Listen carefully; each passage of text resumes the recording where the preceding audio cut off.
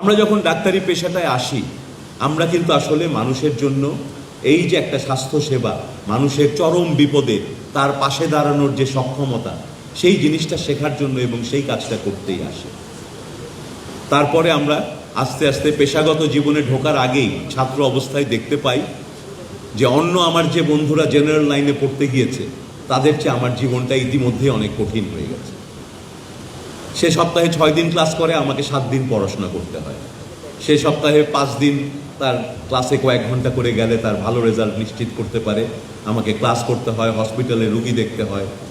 এবং আমি বলবো যে আসলে মেডিকেলের ছাত্র জীবনেই কিন্তু আপনারা আজকে যেগুলোকে দাবি বলছেন, আমি একভাবে বলতে পারি আগামী দিনের জন্য আপনাদের এটাও একটা প্রশিক্ষণ। আপনার জীবন আর কখনো অন্যদের মতো হবে না। আপনি আর অন্যদের সমান ছুটি এই জীবনে আর কখনো পাবেন না। এই পেশায় থাকতে গেলে এইভাবেই আমরা থেকেছি, আমাদের পূর্বসূরীরা থেকেছে, এখন যারা করছেন তারা করছেন। হয়তো কখনো কখনো সামাজিকভাবে আমরা ডাক্তারদের সেই কষ্টের মূল্যায়নটা পাই না, কিন্তু এই কথাটি সত্যি, ডাক্তার হিসেবে যে জীবনটা, ডাক্তারের দুপুরবেলা, ডাক্তারের বিকালবেলা, ডাক্তারের সকালবেলা অন্যদের মতো নয়। এটা মেনে নিয়েই আমরা এই পেশায় আছি, কারণ এখানে আমরা একটা সন্তুষ্টি পাই আমাদের মনের ভেতরে যে অসহায় বিপদগ্রস্ত মানুষকে সহায়তা করার জন্য আল্লাহ আমাকে সেই সুযোগ এবং স্কিল দিয়েছে।